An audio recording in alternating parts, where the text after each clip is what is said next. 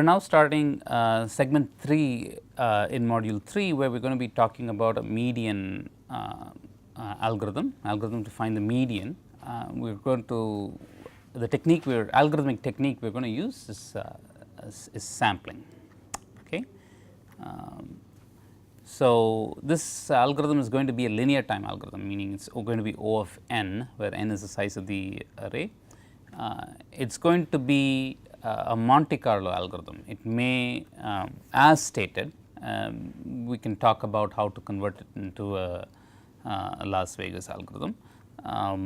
So, let us just state the problem. Now, I am going to focus only on the median, but extending it to the selection problem is not going to be difficult. Okay. So, you are given a set S of n numbers arbitrarily ordered,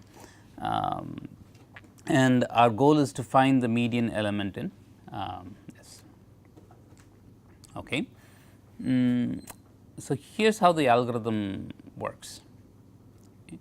You take the unsorted array S, okay, and we sample a multiset R, okay, of this n to the 3/4 number of elements. Okay.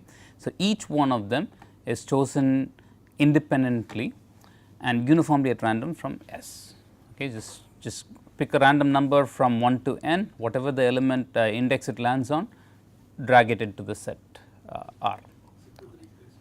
It is with replacement. So, basically you can that is why this R will be a multi-set. Okay. You could be sampling the same element more than once, and this is often the case because it makes the analysis simpler. You can take advantage of independence and things like that, and you could probably do a little bit better if you use do it without replacement, but it is probably not worth it. It is not worth it for a few reasons. It is not it is not worth it from an algorithmic point of view, because now if you have to do this without replacement, that means this S has to be suitably updated after you pick an element to avoid picking it again. Okay. So, there is an algorithmic complication that comes with it. There is also an analysis complication that comes with it. So, now dependencies can creep in. So, you need to be a little bit careful. So, with all of that, a lot of times if we can do away with it, we will just do the sampling with replacement. Okay. So, then life becomes very simple, okay, both algorithmically and from the analysis point of view. So, now we have the sampled set R. What are we going to do with it? Now, what we do is we take that sample set R and we sort it, and so immediately you should be worried, okay, sorting is expensive, but look, the size of the array that we are sorting is only n to the 3/4. So, now if you use an n log n time algorithm to sort it, okay, you are still going to be only taking little o of n amount of time. Okay. So, we will sort it, and our hope is the following, that we will be able to spot elements in this sample that are close to the median, but guaranteed to be less one guaranteed to be less than the median and one guaranteed to be to the right of the median. Okay. So, that is and we will see why that is the case. So, once we sort it, this is the sorted array R. Okay. I have showed it over here. So, this is a sorted array R. This is the middle element in the array R. Remember, this is just the sampled elements. Okay. So, now from the middle element you walk to the left square root of n steps. You get the element, whatever is there, we call it the element D. From the middle element you walk to the right for some square root of n steps, and whatever element you get over there, you call it U. Okay. And our rest of the algorithm is going to hinge on the condition, if you will, that D is less than the median in the original array, but it is close to the median, and similarly u is greater than the median, but still close to the median. If that is the case, then what can you do? Well, you can scan through the entire array S and pick all the elements. So, create this list of elements C. Okay. It is all the elements in S that are lying between the values of D and U. Remember, D and U are these elements D and U, which and this will require a full scan. That is O of n time, but that is still O of n. Okay. What is the advantage with this? Now, you have collected a set of elements C that is, and if this the good event occurred, D is less than the median and U is greater than the median, and this C itself is not too large, then what can we do in order to find the median? How do we find the median? Well, it's not very difficult to see that. Okay. For now, important difference. So, I am taking S, I am just going to ask you to view S from the sorted viewpoint. Remember, we do not have the sorted array S, because sorting this will require theta of n log n time. Okay. But just for thinking about how this problem, this algorithm works, view it in the sorted case. Okay. Now, this this C over here that you have, if you just sort it, and this is, let us say this is sufficiently small, this C, this you take the sorted C and you superimpose it on S. Where will the median lie? Remember, what is the smallest element in C? That is the element D. The largest element is U, and remember, we are at least hoping at the moment that D is less than the median, but close to the median, U is greater than the median, but close to the median. So, where will the median lie in this? It is somewhere in this sorted in this C, right. So, now what we so now that we know that that is the case, what do? We sort C, okay, and just a sanity check to we should be able to again scan and make sure that if the number of elements in S that are less than D is more than n over 2, what has happened? That would have happened if this whole superimposed array is to the right of the median element. So, that is a bad event. If that was the case, we have failed. Okay. Similarly, the number of elements greater than U should not be also greater than n over 2. Again, in that case also we have failed. Okay. Just need to make sure that the median is in fact in C. Okay. And we also have to make sure, and this will happen with high probability, that the size of this set C is also sufficiently small. Okay. If that is the case, then we can sort C.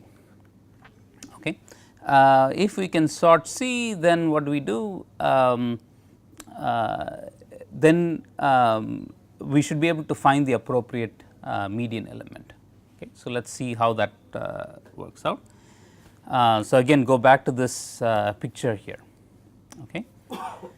So, we know that the median is somewhere in the middle of this sorted C that is being superimposed on S. What we can do is, in our scan we can count the number of elements that were less than D. Okay. For simplicity, if you are concerned, let us make sure that we just think of the case where the elements are not repeated. Okay. So, all the elements are not are distinct. Okay. So, now what you do is count the number of elements to the that are less than D. Okay.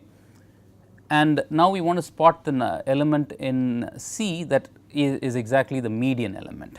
Okay. So, that is if you look the median element is going to be the n over 2th element. So, let me actually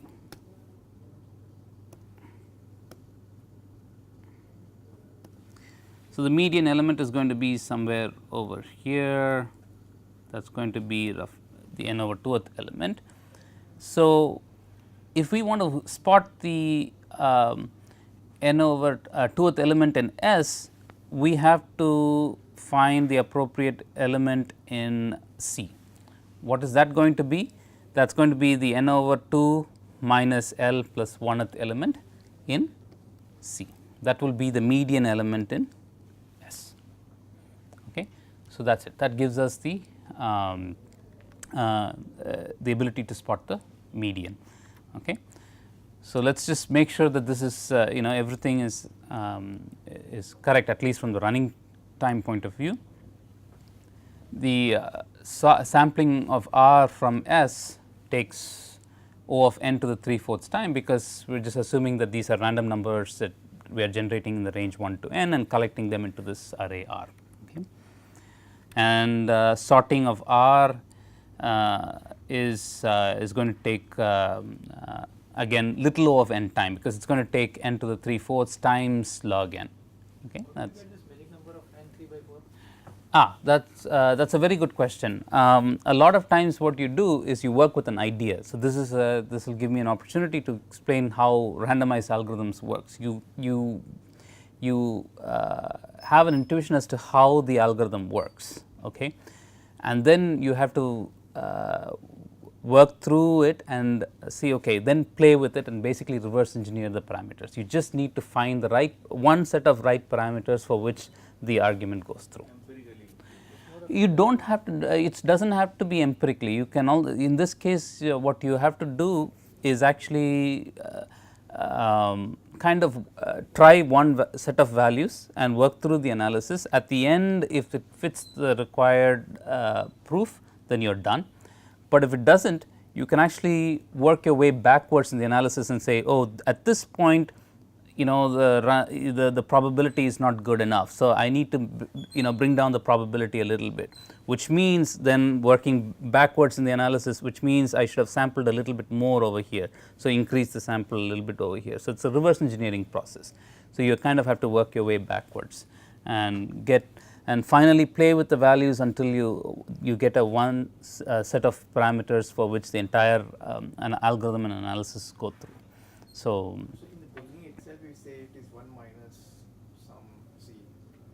is between 0 and yes, that is a good point. So, you can keep things general, but keeping things general sometimes works, sometimes it will become very messy. So, what I end up doing, and this is a personal thing, is that I just put in specific values. So, it is a little bit also putting in specific values means that the intuition is not lost. If it's a lot of parameters floating around, the intuition can get lost.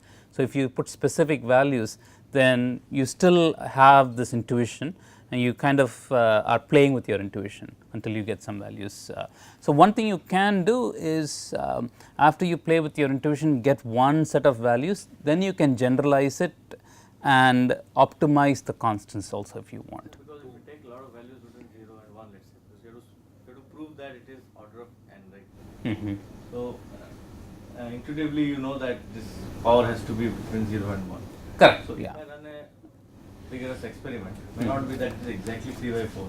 I might get a better output. Yeah, you could get. So, for example, you can even make this as long as the size of R is O of n over log n, you are fine, because you are doing a sorting, and when you do the sorting, you do not want it to exceed O of n. Okay, that's the important thing. But these are just one set of values for which it works, and when we have that, we just kind of are satisfied.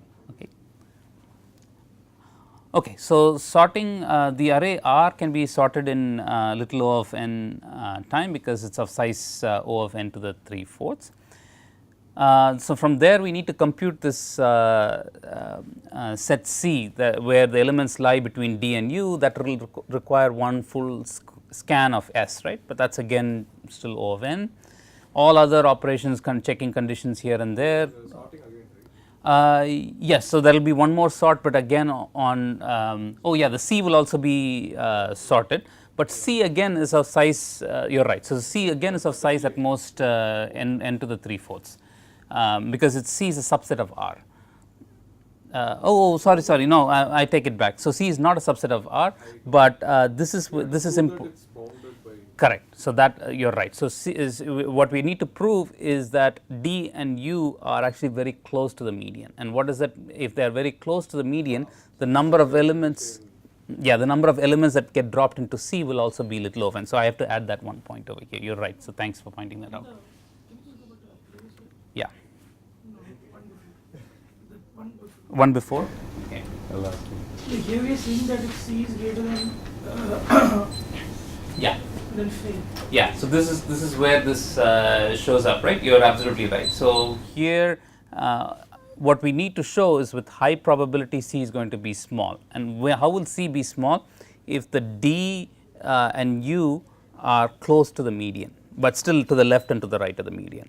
If D and U are far away from the median, then the set of elements that you are collecting in C can become large, right? And what we will do is we will prove in the next segment, we will prove that C is actually going to be less than or equal to 4 n to the 3/4 with high probability. Okay.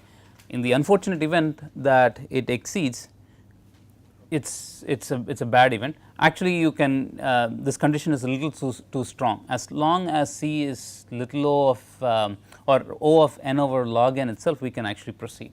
Okay. Because we can still afford a sorting on that set of elements. Does that entail half a point?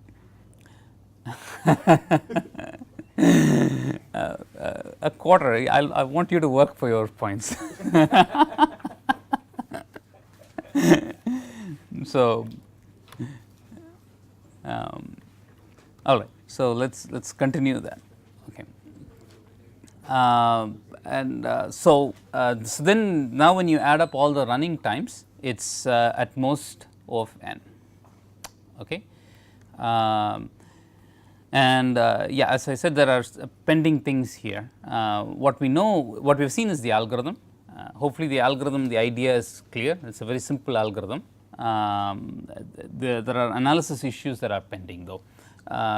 For example, we need to ensure that, what is clear is that it's only going to fail or we're going to be correct. Okay.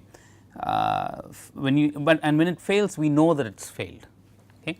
What we need to be able to show is that the probability of failure, that is how can it fail? It can fail for a few reasons, as was pointed out.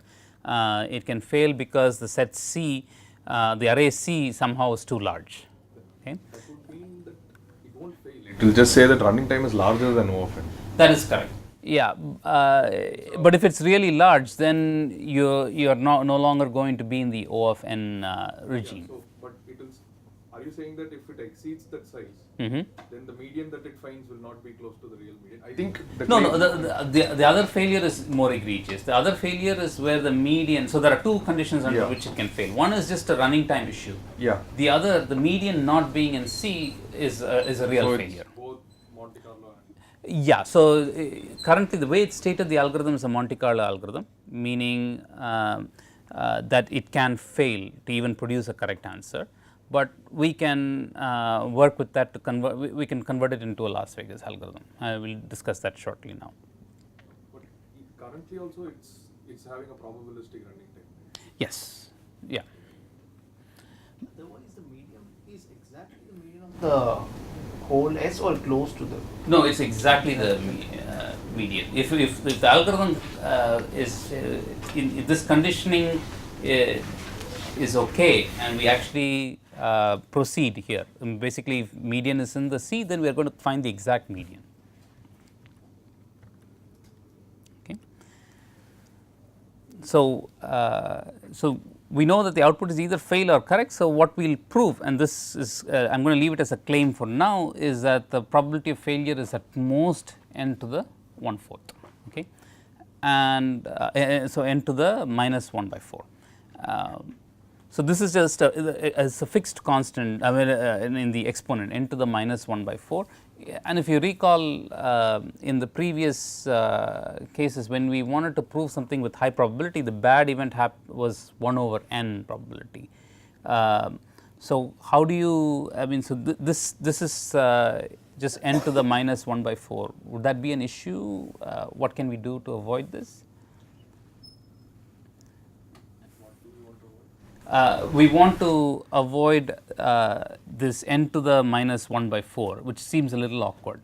We want to say, let us say we want to be able to get this to n to the minus 1. What do? We repeat it simply 4 times, and if it fails all 4 times, then let us say we give up, and that the 4 repetitions will ensure that it is n to the minus 1, okay, the probability of failure. But in general, for any n to the some alpha, you just have to repeat this some 4 alpha times or something like that, right, and you will be able to ensure that you get n to the minus alpha. You will be able to ensure, get that particular probability of failure. Okay. So, with that we conclude this segment. Hopefully, the algorithm is very clear. The analysis will require us to work with Chebyshev's inequality. So, it will exercise us on that, which we will see in the next segment. Okay.